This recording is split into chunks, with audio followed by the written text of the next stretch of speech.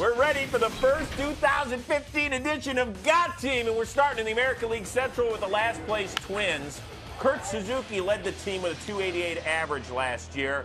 You had Brian Dozier led them in pop with 23 homers, and Trevor Plouffe with 80 RBIs, one of 5 teams to have 3 different players leading those 3 categories. So who are your respective leaders for the Twins in average homers and ribs this year? All right, average is going to be Joe Mauer, okay? He had an awful year last year for himself. It's 277, which is a career worst, and a 371 slugging percentage, which was a career worst. The kid can hit, Chris, so he's going to lead there.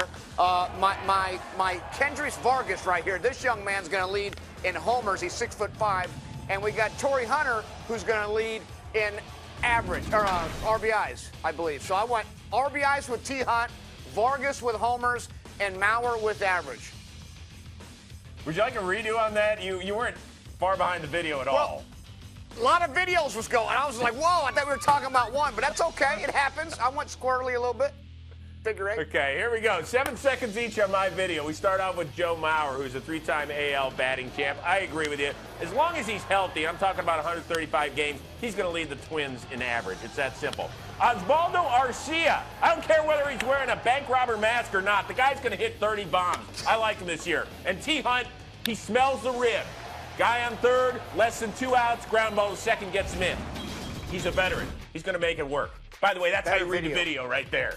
Better video. You're a pro. Better video. Second question. 20 years in television. Only 2 Twins had at least 10 wins last year. Hughes and Gibson. So we're going to set the over-under at 9.5, I guess. So how many will reach double-digit wins for the Twins this year? I'm going to say 3. Irving Santana's an addition. He better win 10, period. So he's going to go over that. I'm going to say Phil Hughes has found a niche. He's going to go over that. The third one is very interesting. Nolasco's got to have a better year. I would bet on him. Tommy Malone's done it twice. He's another guy, but I will say one of those guys will do it. 3 is my answer. I think they're going to equal it. I still think it's just 2. I think it's Santana and Hughes. I believe in those guys. Nolasco, for some reason, I don't know what's happened with him. And you figure, I get it. Sometimes you move from the National to the American League, and things get a little squirrely, and then you figure it out your second year. But I don't know. Plus, Paul Molitor, in his first year as a big league manager, he might not give a guy long enough to hang around and get a decision. I don't know, just something else to keep your eye on. So just 2.